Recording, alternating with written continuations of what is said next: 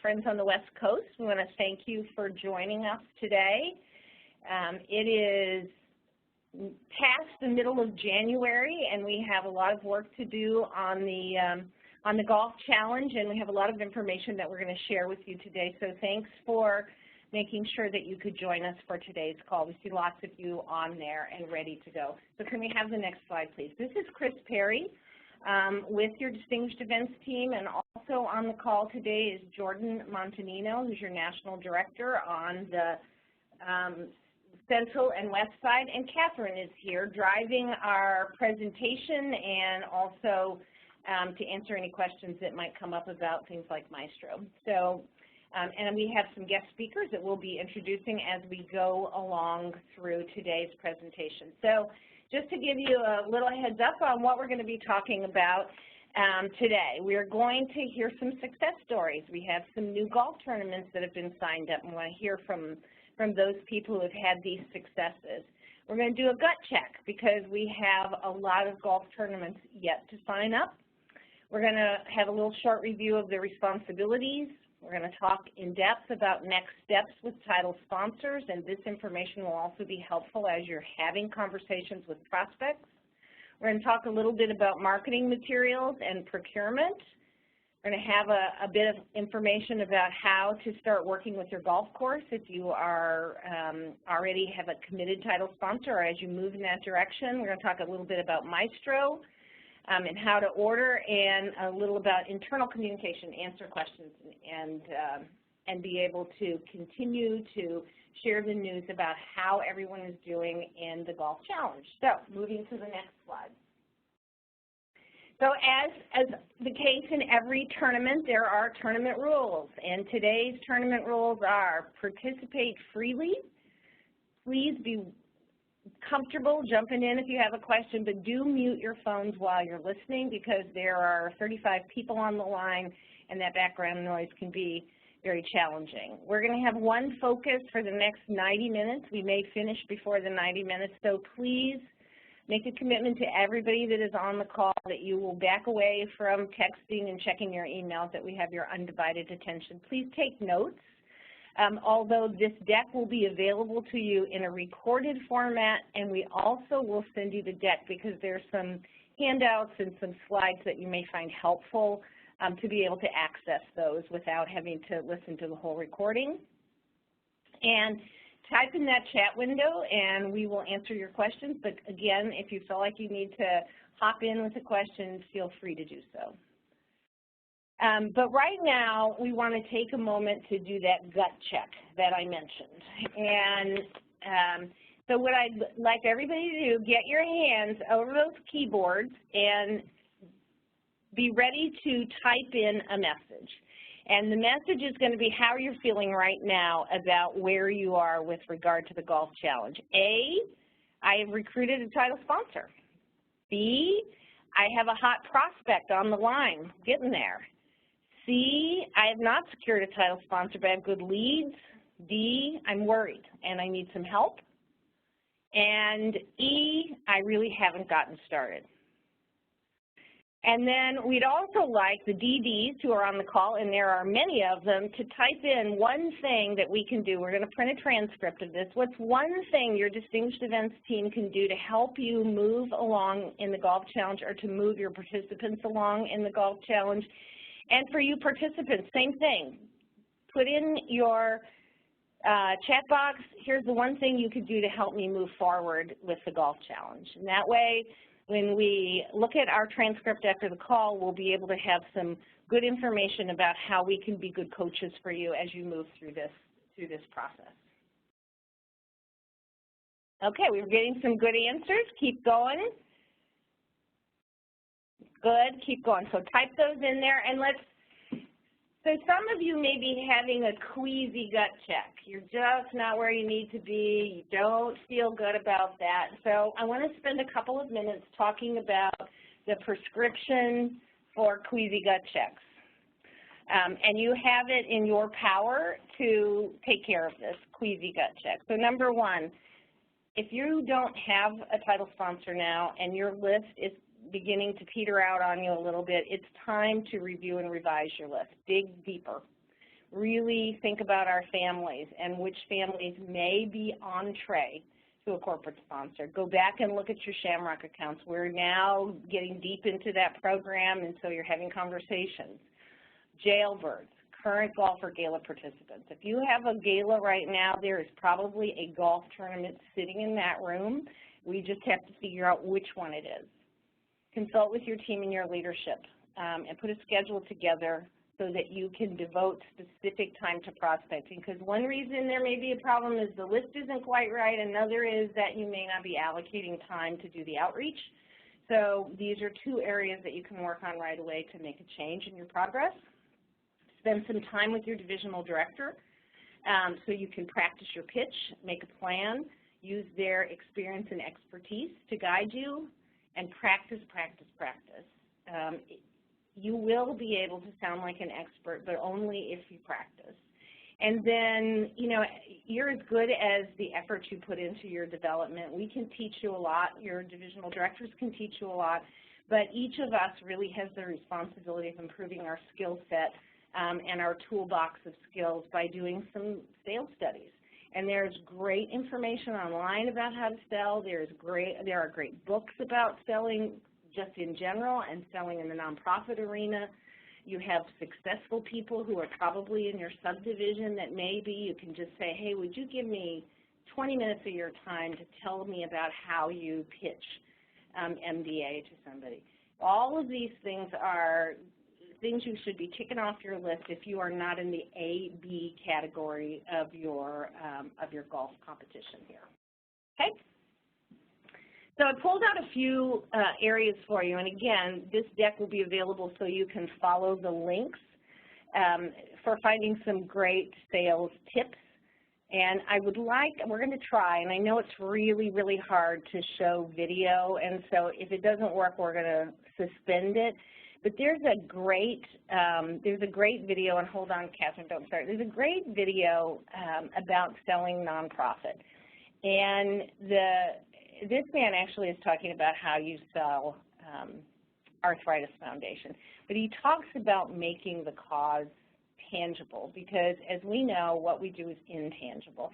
So we're going to give it a try. If you would chat right away and say, you know, we're just not able to hear that, we will stop showing it, and you will have the link available for you to look at it yourself. But let's give it a try, just in case.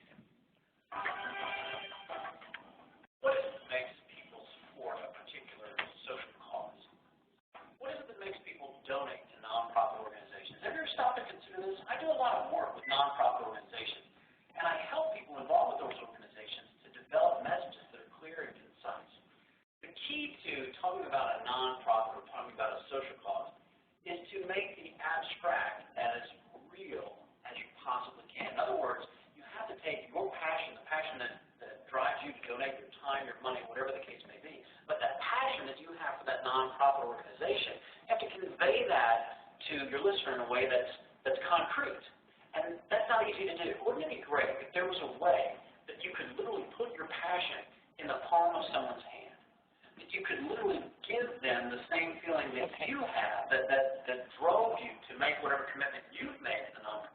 Okay, we're getting some feedback that it's not clear, and there's nothing more torturous than spending 3 minutes listening to garble. So we're going to stop right there. But I want to ask you all to commit to taking a few minutes to watch it. Again, it's like a 3 or 4 minute video, but he really does a great job of talking about how to make it tangible. And as I watch it, I think, gosh, this story is not a lot different than our story, and we can use this for our presentation. So please take a moment, make a silent commitment to yourself that you will go back and you will watch this, and so we can move on from there. So what I want to do is turn it over to Jordan now because she is going to be chatting about some successes. Jordan. Yes, thanks, Chris. So on these next couple of slides, we are going to take kind of a high-level overview of vendor golf and then go a little bit deeper into some of the roles of both the title sponsor and also the role that MDA plays in these vendor golf tournaments. But first, we want to do some recognition because we already have 3 4 now solid tournaments signed up. And so we would like to ask for those individuals to share just a little bit with you about who they have confirmed and committed as their title sponsor and how they went about securing them. So first, let's hear from Joe Alfano. Okay, we're getting him unmuted. So Joe, I think you're ready. Okay, good afternoon. The individual that I had reached out to was a person who had participated in our Shamrock campaign for the last, I would say, at least 5 or 6 years. And they have, I would think it's 3 or 4 different local convenience stores, but they're also a oil provider in the Lebanon County area. And, you know, they did okay with our Shamrock campaign. They, you know, each year they probably raise, you know, $3,000, $4,000, $5,000 between their 3 or 4 little convenience stores, but thought they would be a great partner potentially for a golf tournament. So I went in and sat down with the director of operations there. His name was Dave, and just had a conversation with him in regards to not only his convenience stores, but also the oil side of it and what they do there in regards to providing oil for the residents of Lebanon County, and kind of who they work with as far as their vendors and stuff, and whether or not he felt it would be a good fit to, you know, pursue the opportunity of doing a golf outing. And you know, Dave was, you know, very excited. Actually, he's, you know, mentioned to me that, you know, he's participated in numerous types of events like these in the past as a golfer, but, you know, never kind of, you know, thought about, you know, putting one himself, but thought that there was some great opportunity for you know, people to get on board and to help support this cause.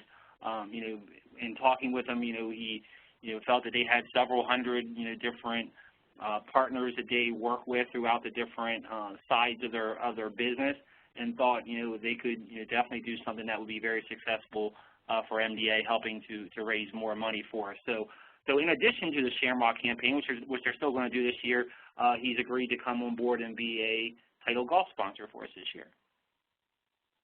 Outstanding. Well, thanks so much, Joe, for sharing that story with us, and congratulations, you know, based on all of the things that you just touched on in terms of them having C-stores and being an oil provider, and the fact that they were up front and telling you that they have several hundred different vendors and partners throughout the other parts of their business. Sounds like this is going to be a great title sponsor for your golf tournament. So look forward to hearing more about it in the months to come. Thank you. Let's go next to Heather Cianciolo in Sacramento. And give us 1 second while Catherine unmutes her. Perfect. Can you hear me? We can hear you. So I was able to build on a pre-existing relationship with C&S Wholesale Grocers that MDA had already had in place. And they currently put on a silent auction during their food show that they have every year. And the proceeds from that silent auction goes to MDA. So I've seen the potential there for years, and I know that they could raise so much more money. And I've been planting the seed, and through relationship building, constant communication with them, persistence, and also leading with our mission, we were able to secure that meeting with the right people, land the yes, and now we're at the beginning stages. So very exciting to learn what's to come on this WebEx. Absolutely. Well, thanks so much for sharing that, Heather. I have no doubt that C&S Wholesale Grocers will be a great golf partner, and Heather and I have had many conversations over the years. She's been wanting to pitch them on golf for a long time, and, you know, built those relationships, and like she said, was persistent in finding out who that right person would be to give a yes. So we're really looking forward to seeing how that tournament shapes up in Sacramento. Congrats. All right, next, let's go ahead and go to Liz Shirley in Wilmington. And Jordan, this is Chris. I'm going to hop in. Liz is, I think, leading the pack with the number of appointments. She's not quite landed yet, but I'd love to hear how she's doing getting all those appointments. Excellent. Well, thank you. I thought you guys knew something I didn't. I was like, I have a call. That's excellent. Well, essentially what I did is kind of took a step back and kind of determine what my low-hanging fruit was. So who are those Shamrock accounts that would be a perfect fit to be a title sponsor? And I already have a relationship with them, so that's an easy meeting. Hey, I want to talk about 2016, have some new ideas, bam, got that meeting. And then not only that, I kind of discussed as a team in our whole office, do you have a hot target? Ask my executive director, is there somebody you've spoken with in the past you think fits this bill? And oftentimes she's gone with me on meetings to kind of edge the introduce me and kind of discuss this new program. So it's so easy. I've gotten a majority of my meetings, except for one, for people already know. So somebody I've talked to 2 years ago, I made a note in my little notebook, hey, he loves golf. He didn't necessarily fit the Shamrock kind of vein, but when I heard that I was doing a golf tournament, I went back to my notes and I found, hey, I met with him 2 years ago. He'd be perfect for this, and I'm meeting with him. So it's all about kind of making sure that you're hitting all your resources, you're hitting all your team members, and not giving up. I'm kind of a stalker, for lack of a better term, so if I don't hear back from them one day, I don't wait too long to call them back. And I do leave voicemails that kind of leave it vague as to what I'm asking about, and I usually always get a call back. So I think sometimes, and especially during Shamrock season, we want to give up because we're so busy, but I always have like a calendar invite note to myself, oh, call so-and-so back, he hasn't called you back, or he didn't answer your phone. And I've gotten several meetings from folks that are like, you've been trying to meet up with me for weeks now, so I'm finally, I have finally made room to have that meeting with you. So it's not giving up and making sure that you're hitting up those low-hanging fruit people, so it's not just a cold call. Excellent. Well, that is great advice, Liz. Love the idea of going after that low-hanging fruit, like you said, with Shamrock sponsors that you may have or families that we've worked with, potential jailbirds, meeting with your team and figuring out who are the people that we should be talking to about this first before you start making some of those cold calls. And I love what you said about it being so easy. And that's because you've got that great system that you set up for yourself where you're reminding yourself this person needs to be called back again today because they haven't gotten back to me. So love the persistence and have no doubt that you will be moving a title sponsor into the yes column in the very near future. Great job. Okay, last but certainly not least, we are going to go to Laura West in Macon. Hi, can you hear me now? We can.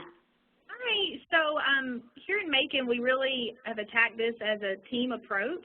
And so we got a golf tournament landed, but I really wanted to have our senior fundraising coordinator, Lisa Kirksey, actually tell y'all how she got it because she actually landed this and we were so excited and so proud of her. So I'm going to let Lisa share really quick how she gained the appointment and how she got them on board. Hey, this is Lisa. We are having a golf tournament with Callaway Gardens, which is an attraction in our area that it's actually a little golf community kind of, and they have cabins and restaurants and a resort. So how we got the meeting with them is we actually had a relationship with one of their vendors, and we knew that they sold or that Callaway bought their product. So they helped us get an appointment with the decision maker. And knowing this was a resort, we really attacked the meeting by coming across as a partner to them. We are going to bring these vendors and their families to the resort. It's actually going to kind of be a weekend affair. So not only is it going to be great PR for them in terms of NDA and helping the families in their area, but it's also bringing new potential customers to them in the future. So really just showing that we're in it for a partnership to help them and that they're going to help us in return. Excellent. Well, congratulations, and absolutely we are looking to build partnerships here as we're going after these title sponsors and long-term partnerships, and they've got things to bring to the table, as do we, as Lisa said, so congratulations. And then as you see on that last bullet, each of you that are on the phone with us today, we hope will be joining this prestigious group of people who have already landed their title sponsor. And we know that if you follow some of this advice and some of what we're going to be talking about today here, that's going to happen for you soon as well. So we're going to move on next to talking about what happens once you land that title sponsor and as you're looking to land that title sponsor. And on the next slide, we want to just kind of show you how the responsibilities, the basic responsibilities, shake out. And if you want to review a more in-depth version of this, you can also find it on the Resource Center. You go to the home page of Merlin, click on the Distinguished Events logo, that'll take you to the DE Resource Center. If you go to Golf and then under Golf Challenge, you'll find that there.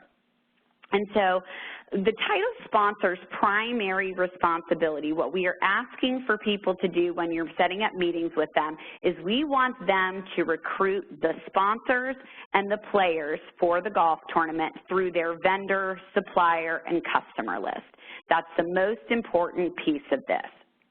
And then certainly there are some other things that they can do to assist in the tournament, including helping with auction items or raffle items, depending on what you set up at your event, as well as in-kind donations. So we may be working with a grocery store like Heather is in Sacramento, and it may be easy for them to get us all of the beverages or the food for the tournament.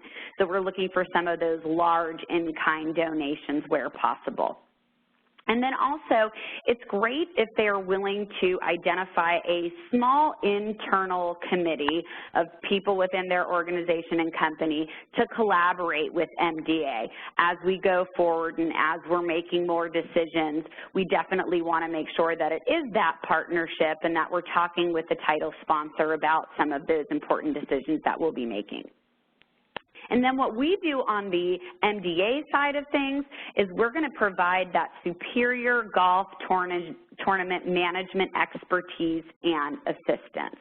And as I'm sure you're all aware, you know, there are a lot of outside companies that you can hire for thousands of dollars, in some cases tens of thousands of dollars, to put on golf tournaments. And the services that you as MDA staff are going to provide to the title sponsor are equal to or greater than those that some of those outside providers can typically do at a very high cost, as we mentioned, to the company.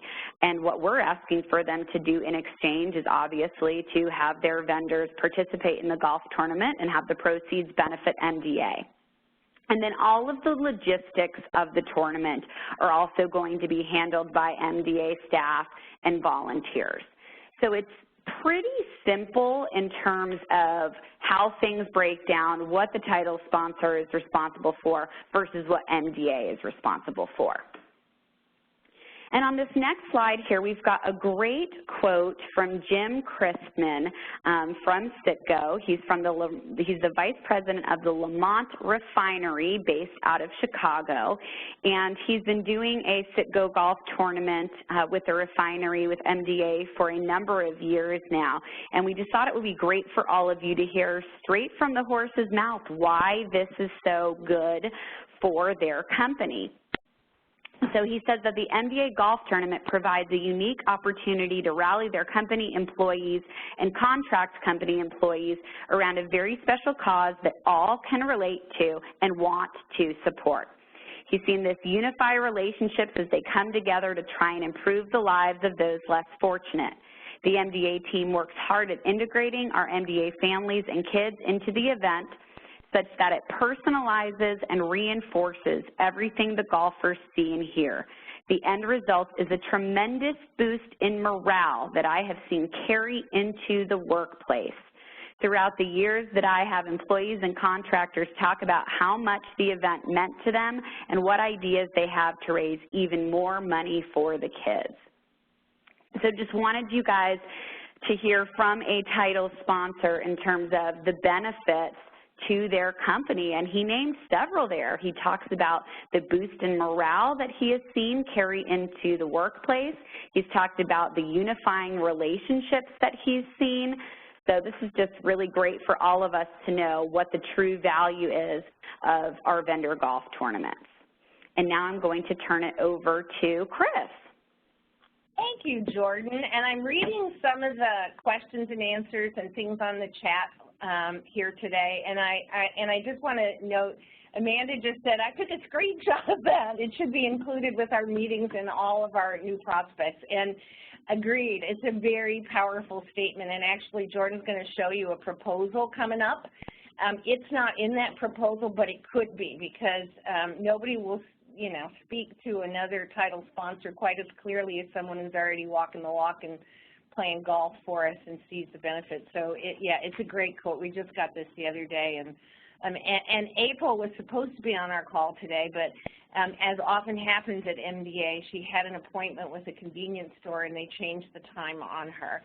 If she was on the call, she would say, first of all, she would say golf is her favorite thing to do. She always says golf is her favorite thing to do. But she would also say there's a committee here, and there's give and take, and not all the things that we as MDA would like to have as the best practice are immediately embraced by this committee. But at the end of the day, she has such great rapport with them and has built a very strong relationship, as evidenced by this quote, that they are willing to trust her when she says, you know what, we know this works because we've done it in other areas. Can we just try it?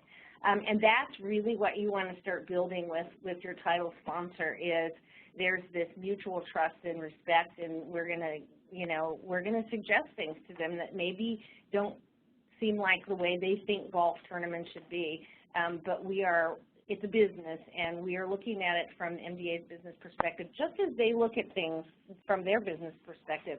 It's funny that sometimes sponsors want us to do things they would never do in their own corporation. So, so a reminder, Jordan talked earlier about the roles and responsibilities, and actually the title sponsor's biggest responsibilities are on the front nine of your tournament. This is if the title sponsor is doing the part we need them to do, it almost always is the early stages of the event. All of the shirts and all of that nonsense we can do later, but for us to get started and understand that we have a solid golf tournament, the title sponsor has to do their part with us first. And so let's review in a little bit more depth what those things are. We need for them to provide an updated excuse me, vendor list, and that needs to have email contacts, it needs to have mailing contacts, telephone number, etc. And just a note here is that vendor loyalty is a really important piece of this. If your title sponsor has a different vendor every year or every 6 months for an item because they're just shopping for the cheapest price and they're not building long-standing relationships with their suppliers, it's going to be tougher. So you want to find diplomatic ways to say, you know, we need that vendor list of the people who count on you year after year, who really value your business and your business relationship, because these are the people that are going to respond in a positive way to your invitation to participate in an MDA golf tournament. And those are the kinds of ways you frame that up instead of, well, you know, are you loyal to your vendors? But it is important, vendor loyalty is important for them to get a response for MDA. They're going to have to help us send a recruitment and donation letter to that list. And we can send it, they can send it, it just has to be sent, and it has to be a letter from the CEO or the signature of somebody who is extremely important to that supplier or that vendor or that business associate. Sometimes it may not be the CEO. Maybe it's the buyer who's responsible for buying all the concrete in the development area, or maybe it's somebody in their advertising department who signs the letter that goes out to their advertising sponsors, because that's the name that has more clout. You're looking for clout so that when that letter is opened and the sponsorship brochure is revealed, that they're looking and saying, okay, this person's really important to me, this company is really important to me, obviously an MDA golf tournament is important to them, therefore it's important to me. We want to make sure that they're collaborating with MDA on strategies to recruit and commit sponsors and players, and that that's an ongoing conversation. How are we doing? Which of these sponsors are best contacted and followed up for you because they have big potential? Which of them are we thinking may have less potential and we're just going to let the mail do its job or some reminders do its job? Because we need to, if there are 300, we need to know of the 300 who are the top 50 or the top 20 that are going to receive more cultivation and more attention from your title sponsor, and for us to follow which ones are the most important ones to cultivate. And then again, Jordan mentioned this early, in-kind sponsors. Your title sponsor may very well buy thousands of golf shirts as part of their uniform structure at their business. So chances are they have a vendor who does that, and maybe that is a resource for in-kind sponsorship, or food and beverage, as Jordan mentioned. In-kind sponsorship is money we don't have to spend, and that's the easiest way to raise money, is not to spend the money that you're getting.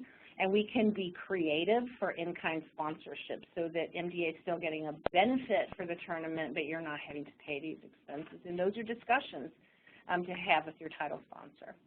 And again, we do need somebody internally. We're probably, in many cases, not going to be talking to that CEO or the person who said yes every time we have a conversation. So there needs to be some internal people who are following up, who you can give a call to, that you can have regular communication with. Next slide.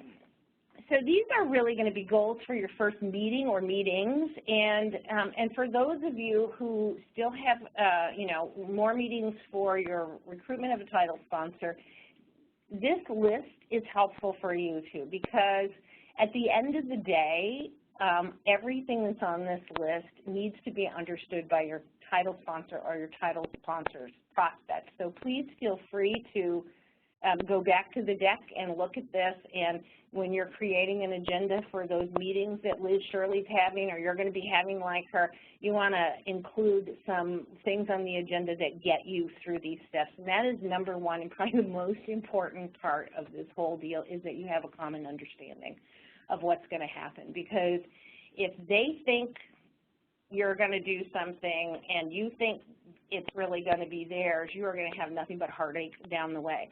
So that understanding of what is a vendor golf tournament and what are MDA's expectations and what are their expectations of MDA, above and beyond the most important thing that you have to come to peace with as you're having your first meetings. And you want to begin to develop that rapport. This is the very beginning of our relationship with some people, or it's a greater engagement of an existing relationship. We noted that our success stories, I think every one of them had to do with somebody we already knew at some level, and that we're expanding their relationship with MDA. So you want to continue to develop rapport so you can have those happy conversations, and you can have difficult conversations if you must. And to really keep focusing on the mission and why they're doing this. It's not about me, it's not about you, it's not about golf shirts, it's about the mission. And you want to begin to talk about the vision. What does this golf tournament look like? Because you may have a title sponsor who is capable of a $100,000 tournament. The grocery one, capable of a $100,000 tournament. And then you may have somebody that we know in our heart of hearts a $25,000 tournament is going to be what they can do. And our guts got to give us the lead here so that we begin to create a vision. We do not want to create a vision of a champagne golf tournament with somebody who's not going to be able to bring enough sponsorship to make that happen. Conversely, we don't want to be talking about a cheap golf tournament, with minimal investment, if their vision is to have the biggest grocery golf tournament on the West Coast or in the East Coast. So you have to communicate about what that vision looks like, and always tie that vision back to what kind of a budget we can create through sponsorship to realize that vision.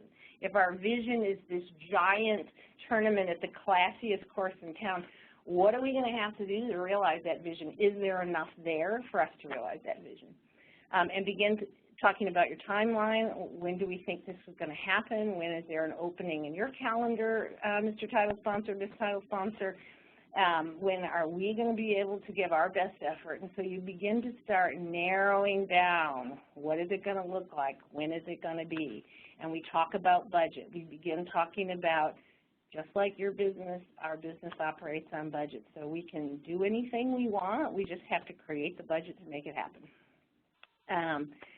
And obviously, it's really important that you begin talking about how are we going to get the list? What does that list look like?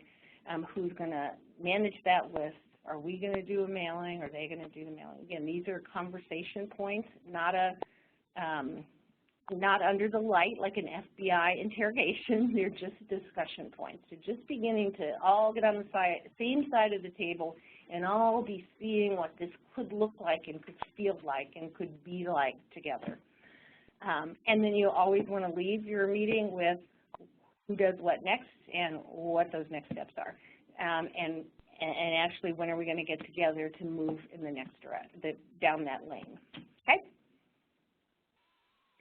Just want to remind you, we have provided some sample budgets for you. It is here. It is on the Resource Center. As you can see, there's a sample budget for a $100,000 tournament, a $50,000 tournament, and a $25,000 tournament. And again, these are just suggested amounts, but they give you a place to start and to manage some discussion. When we talk about a $100,000 tournament, we begin to talk about more things in the goodie bag, more meals, more of these types of things because we have more sponsorship opportunity.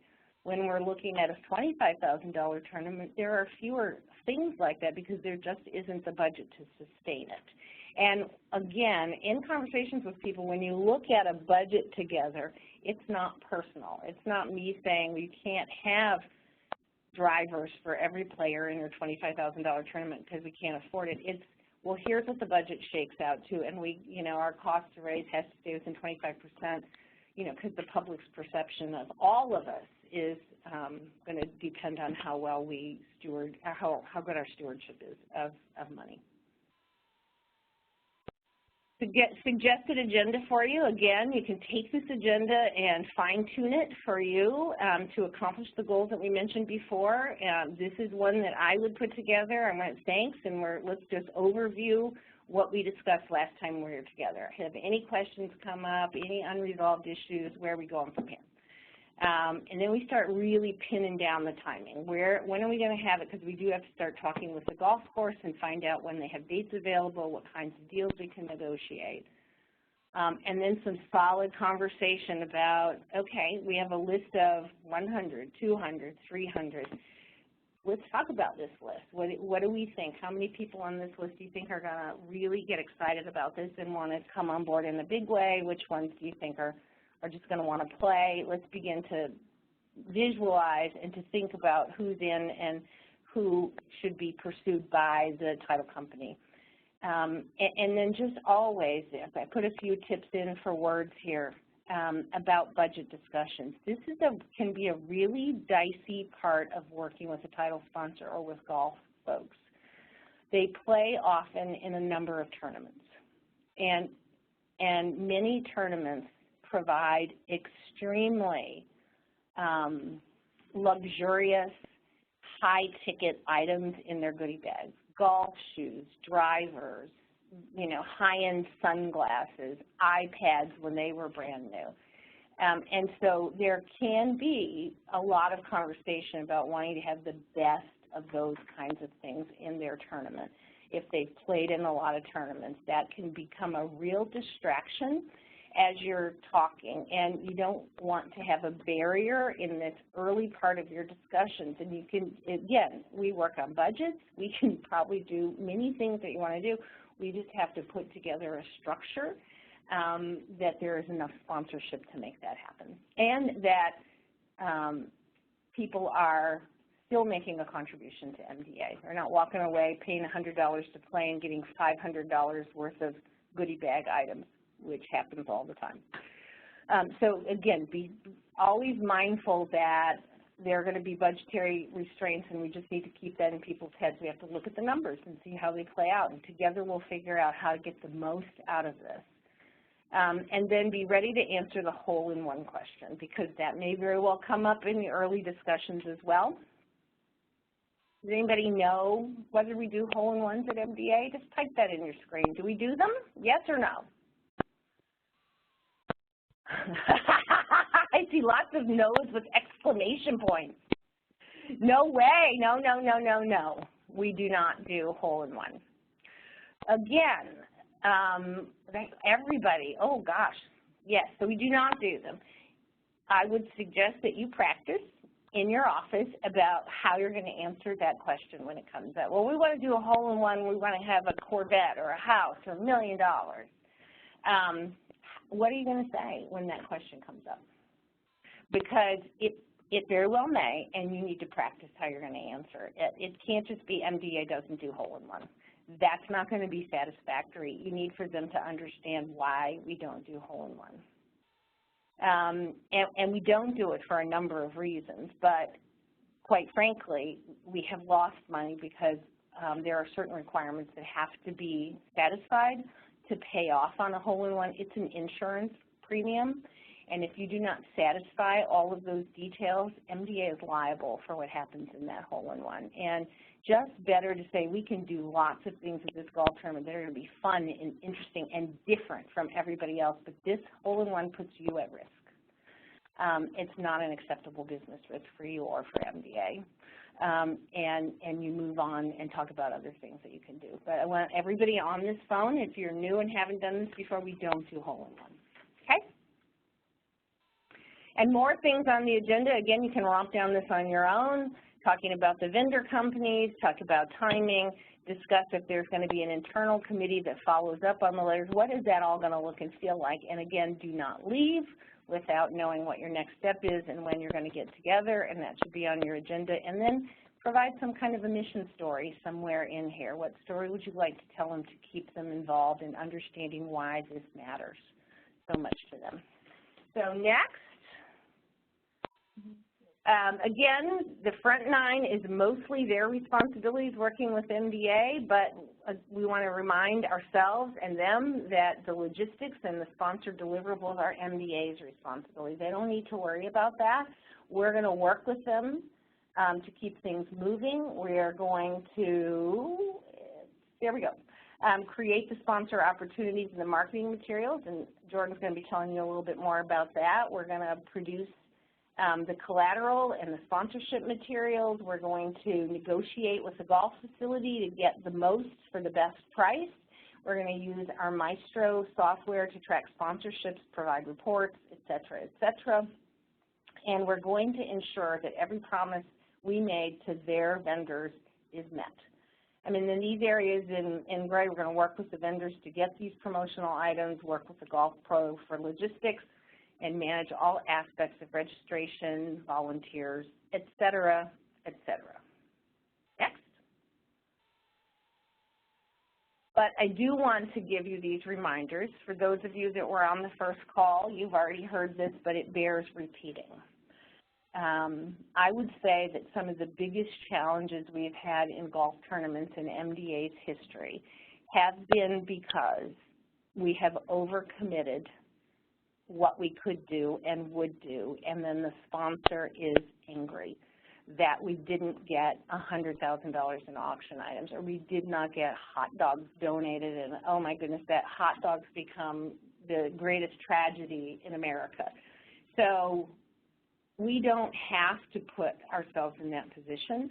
And frankly, in the days when we made those kinds of commitments, there were more people to honor them, and so we have to be much more efficient. So let's remember to not promise to do everything, because we're partners here.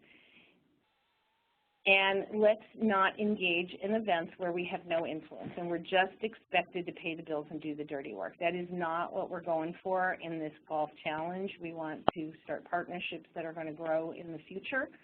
And so that starts with that first meeting. Don't make commitments to get raffle prizes and auction items. If they're going to be raffle prizes and auction items, that needs to be a committee or some other people doing that.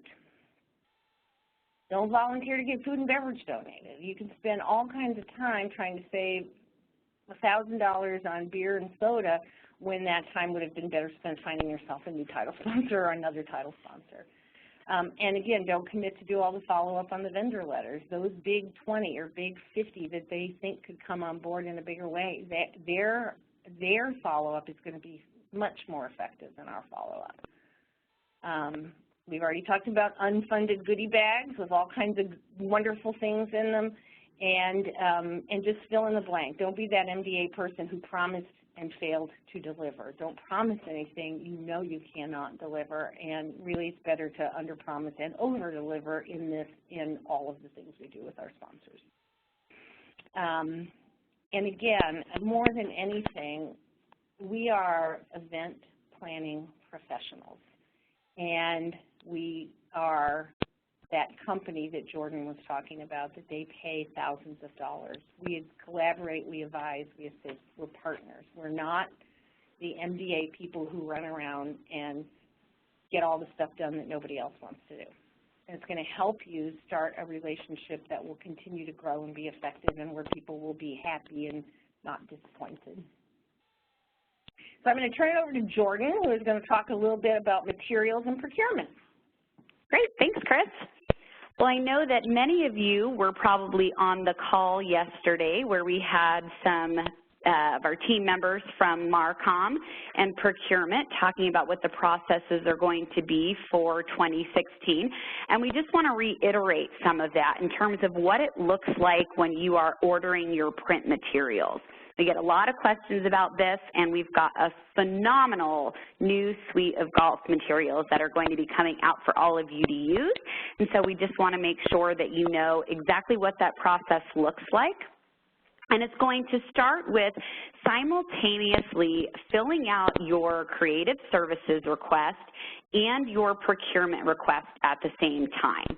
So your creative services request is essentially when you are reaching out to the design team and asking them to put the materials together with all of your local information included. And the procurement piece of that is working with the procurement team to ask to have those materials printed as soon as they are completed. And we want to make sure that you're doing those simultaneously so that it doesn't end up where the procurement request isn't happening until after everything's designed, because that's going to then take a couple of days for them to get quotes for you and things of that nature. So if you send it in along with your design, then it will already be ready to go once your materials are ready. And then keep in mind that on that procurement form, there is a place for you to include information on an outside vendor above and beyond Staples. Certainly, we want to try and work with Staples where we can, especially when we're getting good pricing. As Julia mentioned yesterday, we have some rate cards that are going to be available that will tell you how much it costs to print some of these materials that we're going to be creating.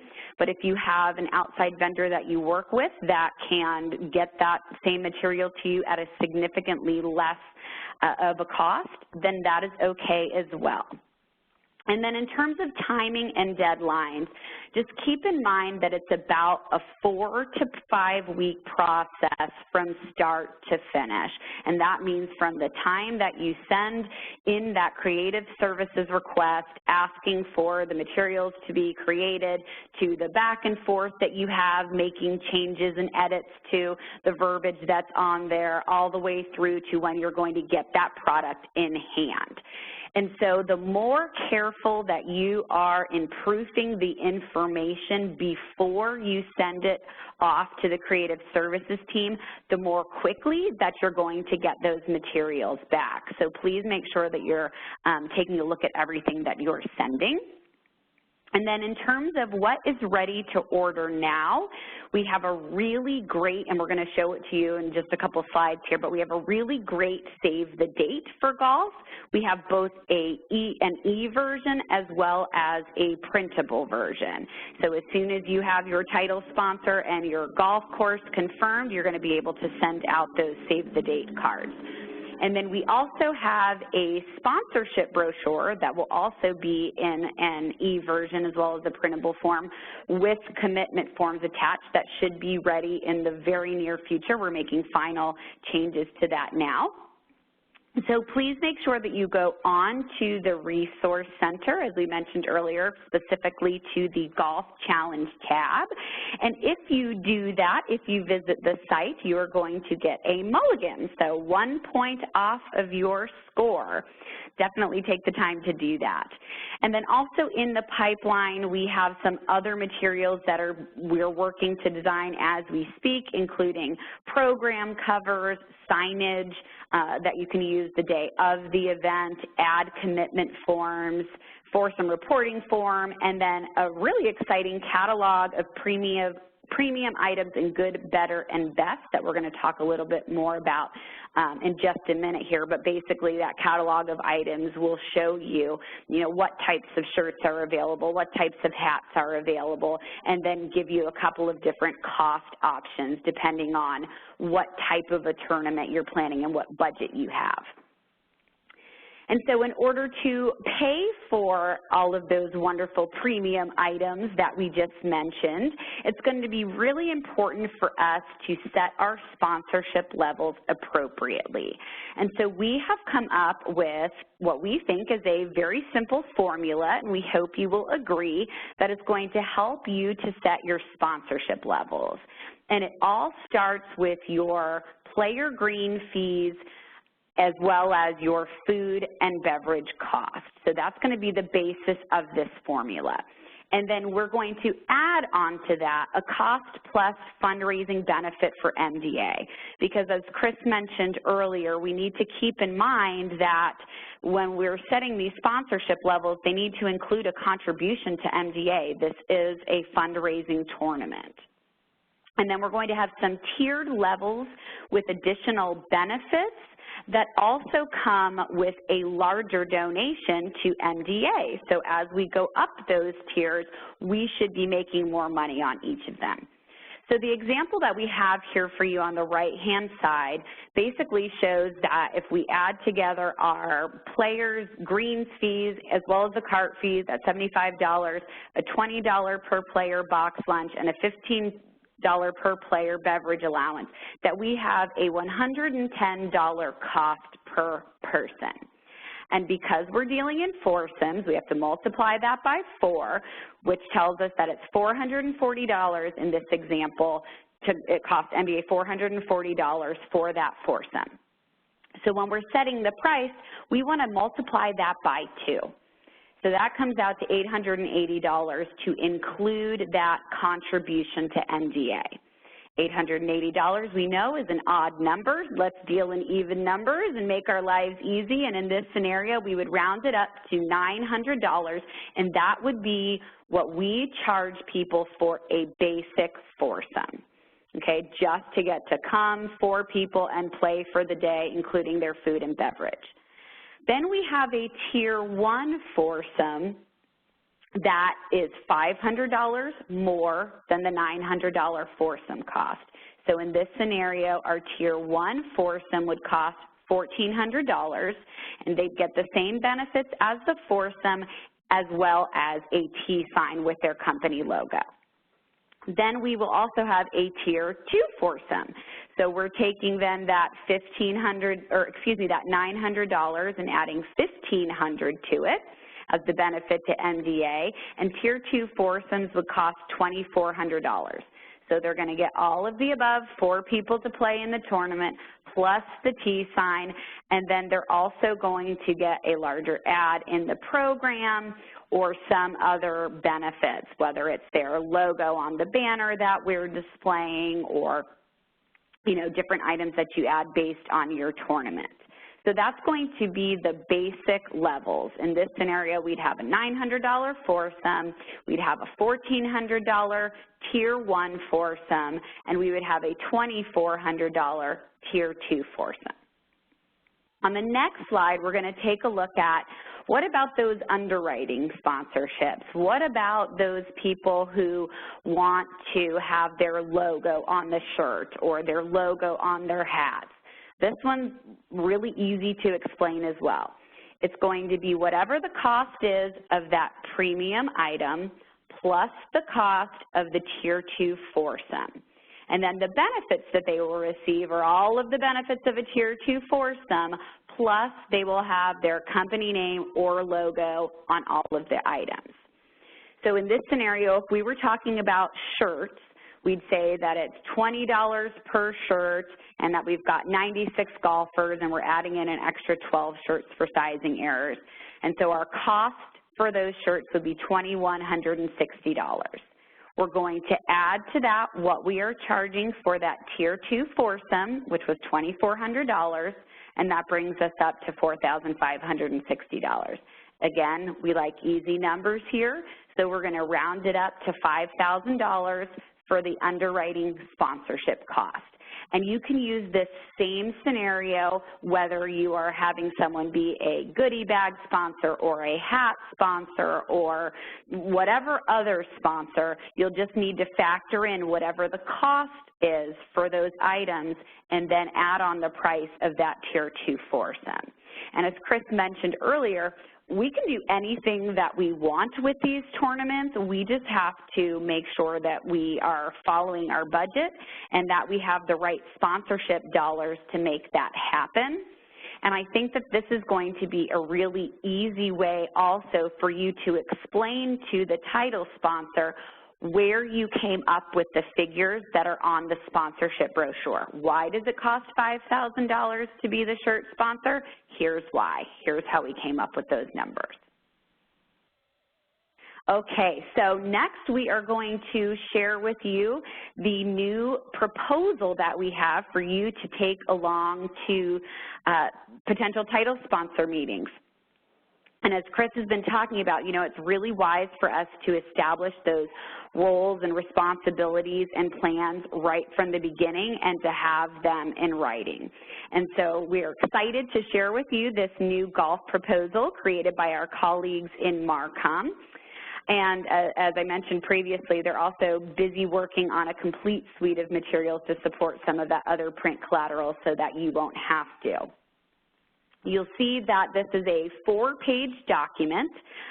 It features fillability, so you are able to edit anywhere where you see the yellow highlights here on the form to include the company name that you are meeting with in there, to include any benefits that you have specifically for your event.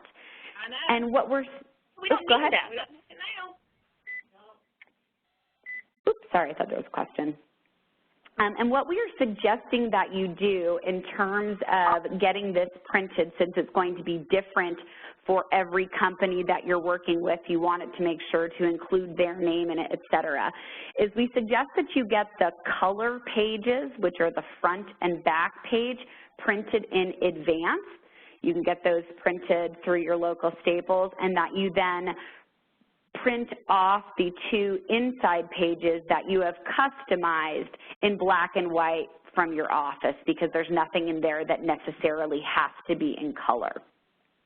One other thing that we are going to suggest to you, a little bit off the record, but it would be a lot easier to print these if you had a color printer in your office, and we all know that we cannot buy color printers, but certainly we could have a sponsor buy one for us, or we could get a color printer donated, or if we had a gift card to somewhere where we could purchase a color printer, that could be an option as well, because we can pay for the ink, but not for the color printer. So don't want to break protocol there, but it is okay if you have one in your office and we did not pay for it. All right, so that's a preview of the fantastic proposal that you will be using as you meet with title sponsors moving forward. And here on this next slide, you see a couple of examples of the save the date. There's photography on the front that was done, I believe, in Charlotte in November. They did Marcom put together a special photo shoot to get these pieces put together for all of you, and I think that they came out really nice. They're super professional, and we should feel really proud of having any title sponsor send out these save the dates to their vendor, knowing that they look great and that they're promoting the tournament in a really positive and professional way. And very soon we will also have the sponsorship brochure for you all to take a look at, so please make sure to note that we will be getting that to you in the very near future. And so on this next slide, we want to talk just a little bit more in terms of the golf shirts and some of those other premium items that we've mentioned a couple of times now. And as Chris said, they can be distracting and it can end up becoming that ongoing conversation. So As we talked about when we looked at setting up the cost for those underwriting sponsorships, you know, golf shirts and hats and any other items that your title sponsor may want to have at your tournament, they need to be underwritten. And then the quality of whatever shirt you choose, it needs to be commensurate with the cost of participation. So as Chris talked about earlier, if you have a $100,000 golf tournament, you're definitely going to have, you know, a nicer golf short at your event. If you're planning to have a $25,000 tournament, we're not going to be giving out Nike golf shirts to everyone who's in attendance. So we are working with Staples at this moment to put together a catalog of good, better, best premium items and prizes so that you can then take a look at that and see what the pricing would be and base it upon what's appropriate based on the level of golf tournament that you're having. And then you can also obviously match those prices against whatever outside vendors that you may already work with. And then you want to practice ways to talk about this with your title sponsor. So you want to make sure that they know we can do whatever they want. We can, you know, certainly add additional items, but you have to factor in the cost plus to underwrite it. So it goes back to what Chris said in the beginning in terms of tying the vision back to the budget and then talking about what has to happen to realize that vision. And in this case, what has to happen is we have to find a sponsor to underwriting that cost. And then, as Chris mentioned, you know, earlier as well, be aware of the discussion about those goodie bags and the reluctance for some of those higher player fees. What you want to do is you want to make sure that you are looking at that budget and that you are having business conversations, talking about what makes the most business sense. This is not personal. You just need to negotiate things with your title sponsor. They're business people, we're business people, and it all boils down to budgetary concerns. So we can make anything happen, we just need to make sure that it's going to fit in with whatever type of tournament you're putting on. And now I'm going to turn it back to Chris to talk about working with your golf course. Great, thank you. And we had a question about the pricing of golf shirts, et cetera. Is it the only markup, the tier 2, is that the only money we're making off the shirts? That, in our mind, is a minimum, all right? If you are playing at a level with a title sponsor and the kind of vendors that can do more for that exposure, then you can certainly add up there.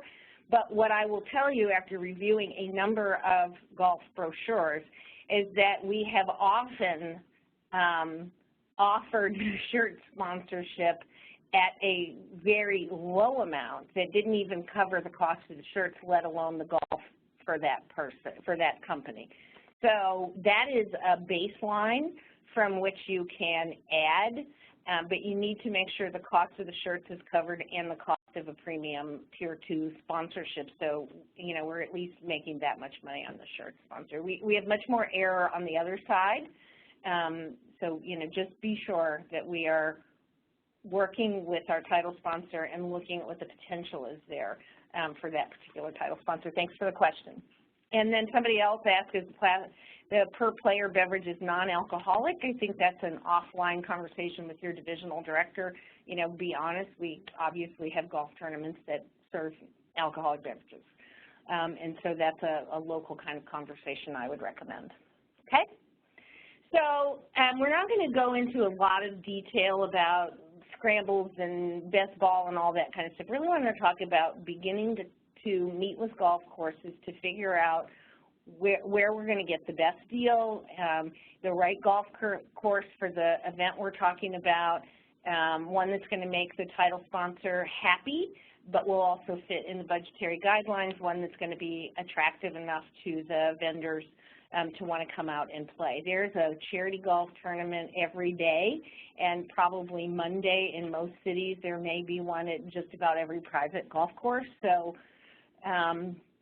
there are a lot of options out there for golf, and we need to go and check with more than one course to begin to compare apples and apples as we make a presentation to the title sponsor about what the options are. You can pay $25 for a round of golf. You can pay $250 or $500 per person for a round of golf, and everything in between. And so please know that if you're going to a public course, that's probably where you're going to find your cheaper prices, and the more exclusive private courses probably going to cost you more, and you may not, you may have to know somebody to get into some of those private courses to even get a date. Your title sponsor may very well be a member of a really nice golf course, and that will help you not only have this conversation, it may give you some preferential pricing as well. Most private golf courses will allow charity tournaments on Mondays, and since this is a business-to-business event, a Monday tournament is just fine. That's actually when people, are very comfortable knowing that they're going to be playing in charity golf tournaments. And again, who else do you know? If it's not your title sponsor, do you know somebody else who can make an introduction to some of your target golf courses and whose word might help you negotiate a more favorable deal? A lot of the golf courses will allow you to bring in food and beverage, but they may charge you for it. They may not charge you for it. But if we're going to bring in food and beverage, we need to make sure it's a good return on investment. I'll go back to those hot dogs again. Sometimes we spin our wheels trying to get boxed lunches donated to save $15 a person, and we have missed all the opportunities to make $15,000 a person. So yes, if you can have food and beverage brought in and that's an easy thing or something your title sponsor can do and the course will negotiate that and that is good in the big picture, then great. And sometimes you may have to pay for one meal and bring in a meal. These are all subjects for discussion. Just so you know, the pro wants to make money for the pro shop and for the course, and that's going to be in the back of his or her mind at all times because they do have a responsibility for numbers just as we do. And the catering people want to make money on food and beverage, same thing. That's what their reporting structure is. They're not giving away food, that there's an opportunity for them to have a win here. Contracts are binding and guarantees are commitments, so you need to really read those contracts carefully, review them with your divisional director, make sure that legal has approved them, because once you say we're going to bring 200 golfers on June 20th, if you don't bring 200 golfers, we may be liable to pay for them whether we have them or not. And so they are binding, and there are certain restrictions, et cetera, that we need to make sure on our part we know what they are and that we plan accordingly. Again, we don't do hole-in-one, just in case we miss that part. And everything is negotiable. Everything is negotiable. So maybe they'll let you bring in food and beverage, but the price of play is not negotiable. Maybe it's flip-flop. You want to have a conversation about everything that's going to happen at the course that day to figure out what the whole package looks like for us. Just because the play is cheap, maybe everything else is more expensive and the whole package is, is more expensive. So everything is negotiable. Everything's on the table until we're finished talking. And the course does matter to your sponsor. Your sponsor wants to be proud of the offering that they are making to their vendors. And that you probably need to do a little online research, and we will talk about this down the way, but get familiar with language like scrambles and best balls and mulligans. There's all kinds of information on the internet, so when those words come up, you're comfortable having those kinds of conversations. And always weekday instead of weekend is going to be cheaper, and really you're going to get greater participation in a business-to-business event. Okay? Next. Oh, okay. So I went online, as I always recommend for you to do, and thought, well, let me find a professional who says, what are the things you should do when you're negotiating with a golf course? And this is what I found. It's good information. Talk details before price. Found that really good to think about, because often we'll call and say, what do you charge for a foursome? And they'll say $150, and you go to the next course, and they say $125, so you think this is the right course. When you have a meeting at the course, talk about the vision. Talk about what you're going to do. We're going to have about 100 players. We're going to want to eat lunch. We're going to do, some contest holes. We're going to do this. We may or may not be able to buy merchandise in the pro shop, at least if you want to give us a bid on you know, what your merchandise in the pro shop is. Talk about the big picture so they can begin to think about how they best can work with us. Their overall package may be much more desirable. And be flexible. It's going to be better for your title sponsor to give you several openings. So when you're having a discussion with the golf course, you can say, well, these are our best times to have it, and they can plug you in where we can get the best deal and get what we want. But if we just have one hard and fast date, it's going to be a lot tougher for them to do and for us to do as well. Next slide. Often we have a title company that can bring in food, and this has been my experience. Some courses are great. They're happy to do that, and they just let you do it. Some courses will say, okay, but it's going to cost you $5 a person to bring in that beverage or to bring in that box lunch because we still have to clean up the course, et cetera. And that is fine. Again, they have a cash flow situation just like we do. Sometimes they'll say, no, we just flat don't allow it. And that's information that you need as you begin to choose the right course for you. Can you negotiate maybe, well, what if we, you know, used your lunches but we brought in our beverages? Could we work something like that out? Is there a way that you would waive the corkage fee if we do such and such? Again, ways to put the whole package together. And I've seen this done with restaurant chains and with others. We may buy the food from the golf course, and that's fine. We're prepared to pay for that. But it may be a sponsor wants to bring in something special for a hole. Maybe they want to barbecue shrimp on a hole because they're a grocery store and they use, you know, locally harvested shrimp. So, okay, we're going to buy a meal for you, but on a couple of holes we want to do some special food on the course. Is that going to be okay? So you can work that into your discussions as well. All good things to be talking about. Amy Myers does a couple of great tournaments for us, and she was not able to join us on the call. I understand that she is packing up mobiles, Shamrocks, for one of her big sponsors. But I said, Amy, you know, what are your tips that we can share with everybody on the phone? And I love her first tip. MDA spends a lot of money with these courses, and we are customers, and it's okay to expect them to treat us like customers.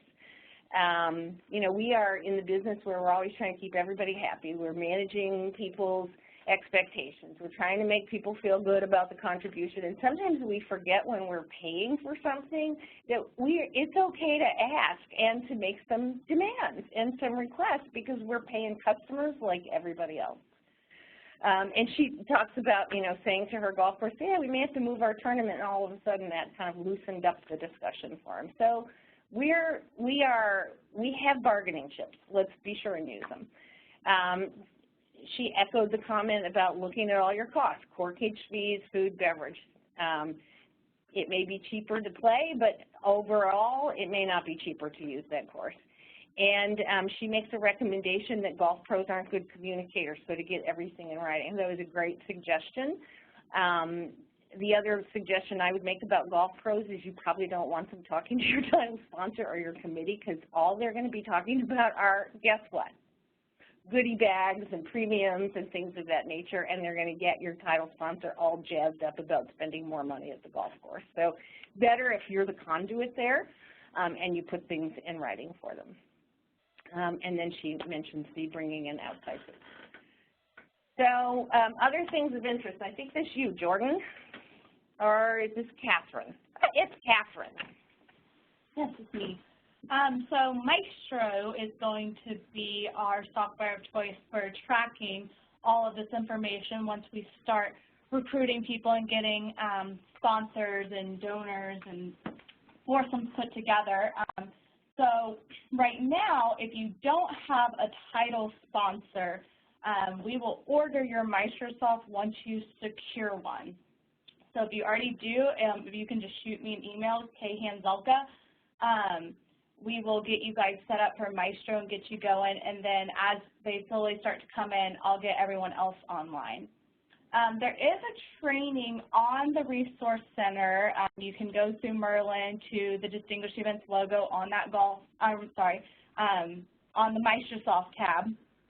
And you'll see a few resources. If you've never used Maestro, there's some introductions on how to do it, but they also, over at Maestro, did a recording of how to use golf, or how to use Maestro for golf. So if you go online, check out that training, and then send an email to Distinguished Events letting us know that you watched it, you can get a mulligan for completing that training. And that way, when you're ready for Maestro, you'll have a little bit of an understanding of how you're going to use it and how to get started. And as more people get ready for it, we are going to provide a separate Maestro training in the next month or so.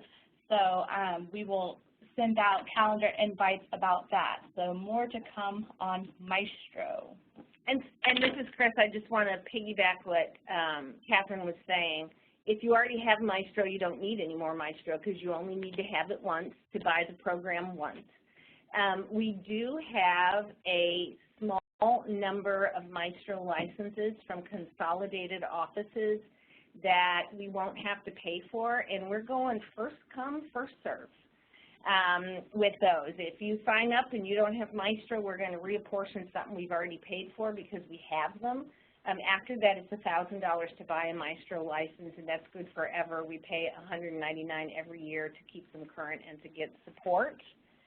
The question is, do we use Maestro for DE golf tournaments? What if we're unsure that the tournament will reach 25? I would say go ahead and use it because it's a great habit to get into, and that is how we capture people's names and addresses and data that will help you plan your next year's event or maybe pursue some players who have potential for you in other. Oh, my goodness. We have some encouragement of people getting a sponsor right now. So anyway, yes, I would say use it, learn to use it, and because it will be your friend. You do. Okay. So moving on, I think it's Jordan now. Yes, so we're going to take a look at just the big overview for the next 4 months. What are the deadlines? What are the things that you need to know in order to make your golf tournament a reality? So if we look back to what our deadline was in December, obviously that was to have 5 coffee appointments with qualified prospects. So if you have not held all of your appointments up to this point, or if you have not yet secured your title sponsor, then you need to continue along that line and make sure that you're spending time every week scheduling coffee meetings until you secure your title sponsor. And based on the initial timeline that we set up, our hope was to have title sponsors confirmed by January 31st. So think back to what Chris said at the beginning, you know, in terms of taking advantage of your colleagues who can help you with fine-tuning your pitch, working with your divisional directors, or scheduling a consultation with either Lisa, Chris, or myself, where we'd be happy to practice your pitches with you as well, take a look at who you're meeting with, all of those good things. And it's going to be important that we have those title sponsors confirmed because based on our timelines, we need to start doing some of this work with our title sponsors starting in February. And that's going to include everything from getting a copy of their vendor listing to identifying those top 25 to 50 vendors that they think will participate, to getting that draft letter from their CEO or someone else who has clout within that organization, establishing our sponsorship levels, and then choosing the dates that they're available so that we can then go and find the right golf course to choose as well. And then in March, our sponsor recruitment is going to begin. That's when we are going to send out those sponsorship brochures along with the letter from someone at that company, and then the follow-up begins. That's when you are going to start selling your first foursomes and Tier 1 and Tier 2 sponsorships and underwriting sponsorships. And then our first events are going to start taking place in May. And although that sounds like it's, you know, a little bit far from now, given that it's only January, we know how it goes in the MDA world. May is going to be here before we know it, and there's a lot of steps that you need to achieve before we can actually have those events starting to take place. So we need to continue moving forward with securing our title sponsors. And I am excited now to introduce to you Bridget Monroe. Bridget has been very involved in keeping the people on her team motivated. And so we asked her to just share with you some of her words of wisdom today as kind of a last piece of our golf training. Hey, this is Bridget. Thank y'all for asking me to be a part of this, and I'll keep it brief so that we can stay in the time limits that we set for this call, because I have another call in 10 minutes as well. I just wanted to share that I think that the key ingredient to a successful golf tournament, or as we're doing these DE golf tournaments, is being persistent. I've set aside as a DD 1 day a week, every Thursday, that I'm reviewing progress made on my distinguished events. I have 3 teams that are doing golf and 1 team that's doing a new gala, all new events and wonderful opportunities for advancement and learning new programs and new approaches and capitalizing on the experience that we have within our subdivision.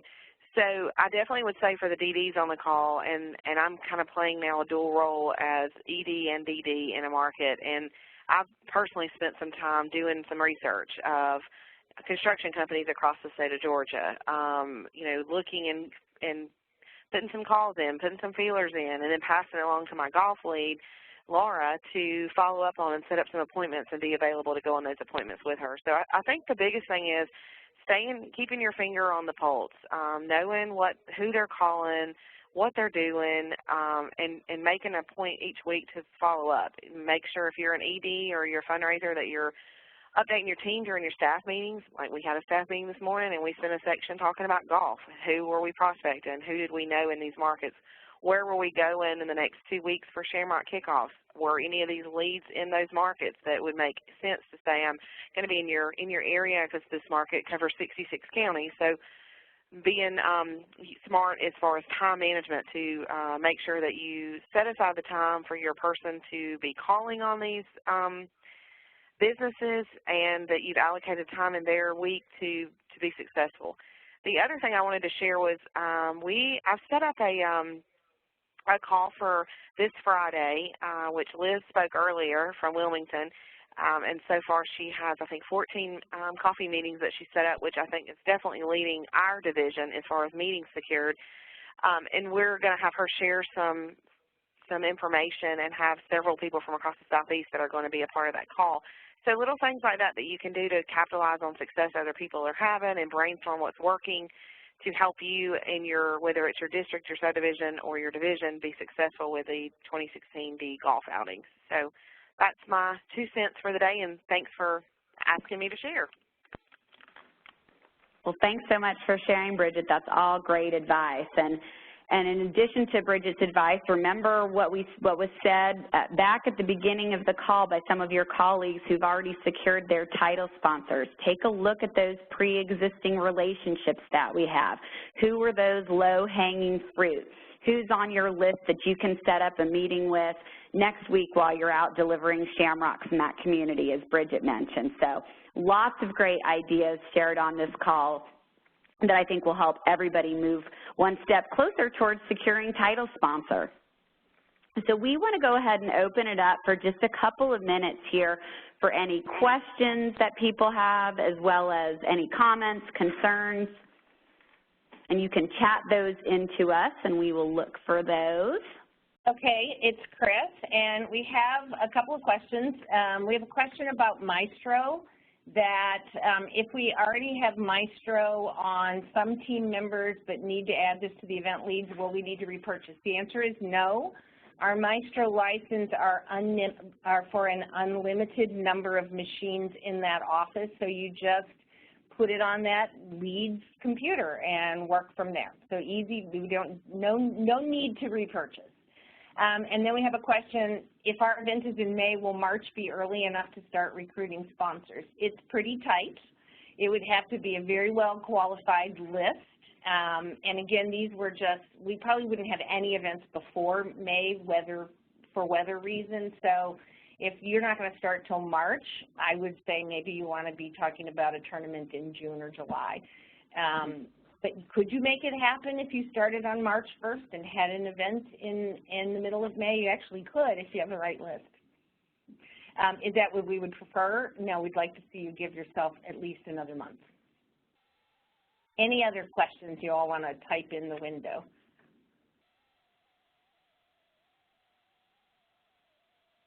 Good. We have lots of comments that we are going to print out for how we can help you, and be looking forward to one of us reaching out and setting up some time to talk about what the ways that you indicated we can be the greatest amount of help to you. Okay, wait, we have another question. We are planning on having our tournament in October. How should we adjust our timeline? So I would recommend that you get your title sponsor now.